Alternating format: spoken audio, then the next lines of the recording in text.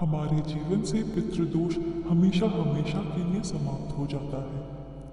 भगवत गीता के पाठ से भी पितृदोष से मुक्ति पाई जा सकती है। आज के इस वीडियो में भगवत गीता का 7वां अध्याय सुनेंगे। गीता का 7वां अध्याय पितृ मुक्ति और मोक्ष से जुड़ा है। श्राद्ध पक्ष में गीता के 7वें अध्याय का पाठ किया जाता है। इस अध्याय का नाम है ज्ञान विज्ञान योग। भगवत गीता के 7वें अध्याय का महात्म्य स्वयं भगवान शिव जी ने माता पार्वती जी से कहा था। भगवान शिव कहते हैं, हे पार्वती, अब मैं 7वें अध्याय का महात्म्य बतलाता हूँ, जिसे सुनकर कानों में अमृत राशि भर जाती है। पाटलिपुत्र नामक एक दुर्गम नगर है, जिसका गोपुर यानी कि द्वार बहुत ही ऊंचा है। उस नगर में शंखकर्ण नामक एक ब्राह्मण रहता था। उसने वैश्य वृत्ति का आश्रय लेकर बहुत धन कमाया, किंतु ना तो कभी पितरों का तर्पण किया और ना देवताओं का पूजन ही।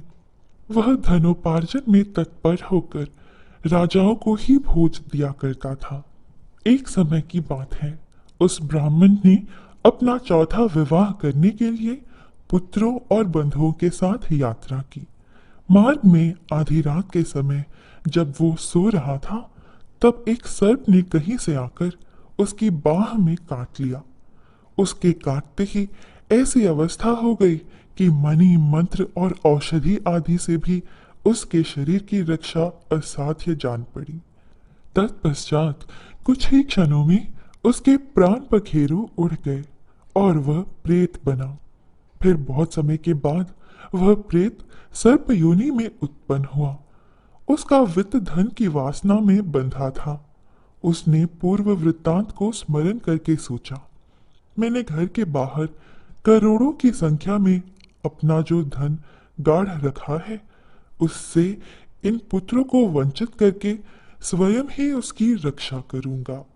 सर्प की योनि से पीड़ित होकर पिता ने एक दिन स्वप्न में अपने पुत्रों के समक्ष आकर अपना मनोभाव बताया। तब उसके पुत्रों ने सवेरे उठकर बड़े विस्मय के साथ एक दूसरे से स्वप्न की बातें कही। उनमें से मंझला पुत्र कुदाल हाथ में लिए घर से निकला और जहां उसके पिता सर्प योनि धारण करके रहते थे, उस स्थान पर गया।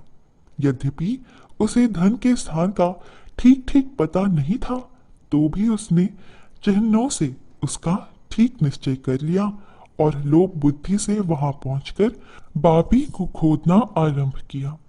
तब उस बाबी से बड़ा भयानक सांप प्रकट हुआ और बोला, ओ मूढ़, तू कौन है? किस लिए आया है? यह बिल क्यों खोद रहा है? किसने तुझे भेजा है? ये सारी बातें मेरे सामने बता। पुत्र ने कहा, मैं आपका पुत्र हूँ, मेरा नाम शिव है। मैं रात्रि में देखे हुए स्वप्न से विस्मित होकर यहाँ का स्वर्ण लेने के कौतूहल से आया हूँ। पुत्र की यह वाणी सुनकर वह सांप हंसता हुआ उच्च स्वर से इस प्रकार स्पष्ट वचन बोला, यदि तू मेरा पुत्र है तो मुझे शीघ्र ही बंधन से मुक्त कर।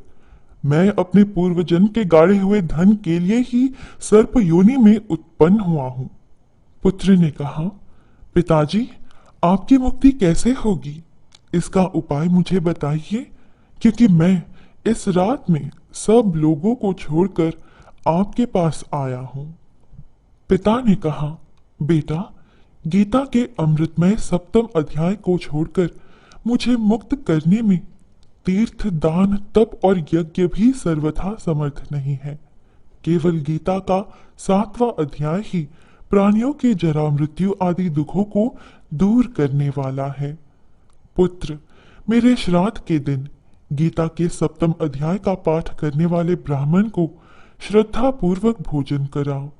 इससे निस्संदेह मेरी मुक्ति हो जाएगी।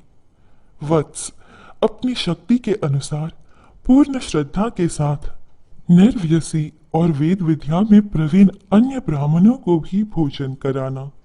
सर्प योनि में पड़े हुए पिता के ये वचन सुनकर सभी पुत्रों ने उसकी आज्ञानुसार तथा उससे भी अधिक किया। तब शंखकर्ण ने अपने सर्प शरीर को त्याग कर दिव्य देह धारण किया और सारा धन पुत्रों के अधीन कर दिया। पिता ने करोड़ों की संख्या में जो धन उनमें बांट दिया था, उससे वे पुत्र बहुत प्रसन्न हुए। उनकी बुद्धि धर्म में लगी हुई थी, इसलिए उन्होंने बावली, कुआं, पोखरा, यज्ञ तथा देव मंदिर के लिए उस धन का उपयोग किया और अन्नशाला भी बनवाई। तत्पश्चात 7वें अध्याय का सदा जप करते हुए उन्होंने मोक्ष प्राप्त किया। हे पार्वती, यह तुम्हें 7वें अध्याय का महात्म्य बतलाया, जिसके श्रवण मात्र से मानव सब पातकों से मुक्त हो जाता है।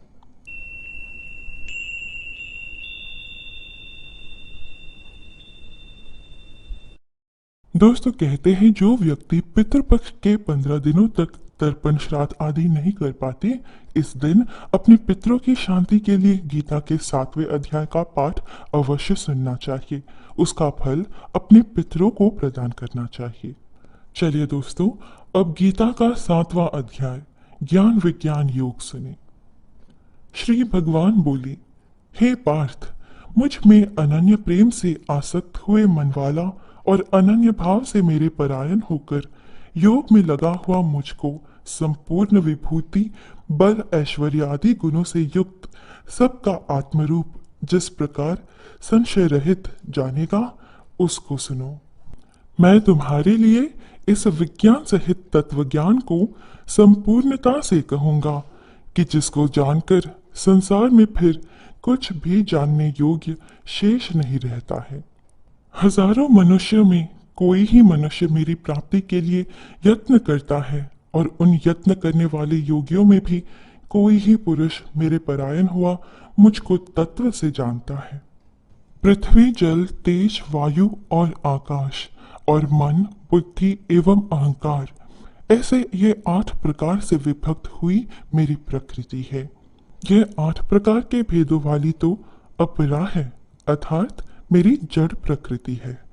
और हे महाबाहो, इससे दूसरी को मेरी जीव रूपापरा अर्थात चेतन प्रकृति जान, कि जिससे यह संपूर्ण जगत धारण किया जाता है। हे अर्जुन, तुम ऐसा समझो कि संपूर्ण भूत इन दोनों प्रकृतियों परा और अपरा से उत्पन्न होने वाले हैं और मैं संपूर्ण जगत की उत्पत्ति तथा प्रलय रूप हूँ, अर्थात संपूर्ण जगत का मूल कारण हूँ। हे धनंजय, मुझसे भिन्न दूसरा कोई भी परम कारण नहीं है। यह संपूर्ण सूत्र में मणियों के सदृश मुझ में गूंथा हुआ है।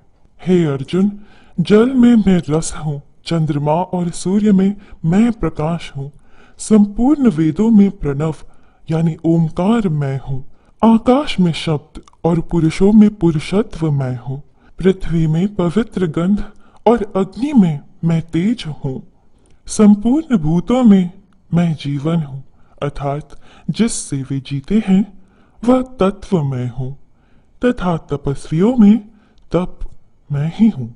हे अर्जुन, तू संपूर्ण भूतों का सनातन बीज यानी कारण मुझे ही जान। मैं बुद्धिमानों की बुद्धि और तेजस्वियों का तेज हूँ। हे भरत श्रेष्ठ, आसक्ति और कामनाओं से रहित बलवानों का बल अर्थात सामर्थ्य मैं हूँ और सब भूतों में धर्म के अनुकूल अर्थात शास्त्र के अनुकूल काम मैं हूँ।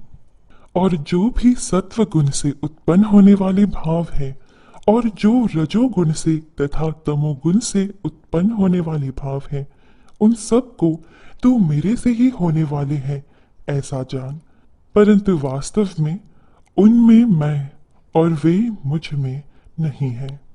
गुणों के कार्य रूप यानी कि सात्विक, राजसिक और तामसिक, इन तीनों प्रकार के भावों से यह सारा संसार मोहित हो रहा है।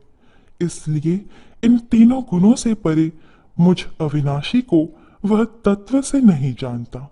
यह अलौकिक अर्थात अति अद्भुत त्रिगुणमयी मेरी माया बड़ी दस्तूर है, परंतु जो पुरुष केवल मुझको ही निरंतर भजते हैं वे इस माया को उल्लंघन कर जाते हैं अर्थात संसार से तर जाते हैं। माया के द्वारा हरे हुए ज्ञान वाले और आसुरी स्वभाव को धारण किए हुए तथा मनुष्यों में नीच और दूषित कर्म करने वाले मूढ़ लोग मुझे नहीं भजते हैं। हे भरतवंशियों में श्रेष्ठ अर्जुन, उत्तम कर्म वाले अर्थार्थी, आर्त, जिज्ञासु और ज्ञानी, ऐसे 4 प्रकार के भक्तजन मुझे भजते हैं।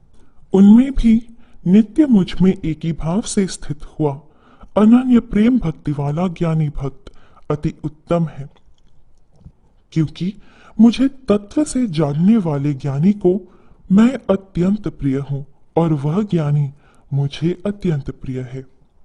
ये सभी उदार है अर्थात श्रद्धा सहित मेरे भजन के लिए समय लगाने वाले होने से उत्तम है, परंतु ज्ञानी तो साक्षात मेरा स्वरूप ही है, ऐसा मेरा मत है, क्योंकि वह मतगत मन बुद्धि वाला ज्ञानी भक्त अति उत्तम गति स्वरूप मुझ में ही अच्छी प्रकार स्थित है। बहुत जन्मों के अंत के जन्म में तत्व ज्ञान को प्राप्त हुआ ज्ञानी सब कुछ वासुदेव ही है, इस प्रकार मुझे भजता है। वह महात्मा अति दुर्लभ है। उन भोगों की कामना द्वारा जिनका ज्ञान हरा जा चुका है, वे लोग अपने स्वभाव से प्रेरित होकर उस नियम को धारण करके अन्य देवताओं को भजते हैं अर्थात पूजते हैं। जो सकाम भक्त जिस देवता के स्वरूप को श्रद्धा से पूजना चाहता है, उस भक्त की श्रद्धा को मैं उसी देवता के प्रति स्थिर करता हूँ। वह पुरुष उस श्रद्धा से युक्त होकर उस देवता का पूजन करता है और उस देवता से मेरे ही द्वारा विधान किए हुए उन इच्छित भोगों को निस्संदेह प्राप्त करता है। परंतु उन अल्प बुद्धि वालों का वह फल नाशवान है तथा वे देवताओं को पूजने वाले देवताओं को प्राप्त होते हैं और मेरे भक्त चाहे जैसे ही भजे अंत में मुझे ही प्राप्त होते हैं। बुद्धिहीन पुरुष मेरे अनुत्तम अविनाशी परम भाव को न जानते हुए मन इंद्रियों से परे मुझ सच्चिदानंद घन परमात्मा को मनुष्य की भांति जानकर व्यक्ति के भाव को प्राप्त हुआ मानते हैं। अपनी योग माया से छिपा हुआ मैं सबके प्रत्यक्ष नहीं होता, इसलिए यह अज्ञानी जन समुदाय मुझ जन्म रहित अविनाशी परमात्मा को तत्व से नहीं जानता अर्थात मुझको जन्मने मरने वाला समझता है। हे अर्जुन, पूर्व में व्यतीत हुए और वर्तमान में स्थित तथा आगे होने वाले सब भूतों को मैं जानता हूँ, परंतु मुझको कोई भी श्रद्धा भक्ति रहित पुरुष नहीं जानता। हे भरतवंशी अर्जुन, संसार में इच्छा और द्वेष से उत्पन्न हुए सुख दुख आदि द्वंद्व रूप मोह से संपूर्ण प्राणी अति अज्ञानता को प्राप्त हो रहे हैं। निष्काम भाव से श्रेष्ठ कर्मों का आचरण करने वाला जिन पुरुषों का पाप नष्ट हो गया है, वे राग द्वेषादि जनित द्वंद्व रूप मोह से मुक्त और दृढ़ निश्चय वाले पुरुष मुझको भजते हैं। जो मेरे शरण होकर जरा और मरण से छूटने के लिए यत्न करते हैं, वे पुरुष उस ब्रह्म को तथा संपूर्ण अध्यात्म को और संपूर्ण कर्म को जानते हैं। जो पुरुष अधिभूत और अधिदेव के सहित तथा अधियज्ञ के सहित यानी कि सबका आत्मरूप मुझे अंतकाल में भी जानते हैं, वे युक्त चित्त वाले पुरुष मुझको ही जानते हैं अर्थात मुझको ही प्राप्त होते हैं। इस प्रकार उपनिषद, ब्रह्मा विद्या तथा योग शास्त्र स्वरूप श्रीमद् भगवत गीता में श्री कृष्ण तथा अर्जुन के संवाद में ज्ञान वियोग नामक 7वां अध्याय संपूर्ण।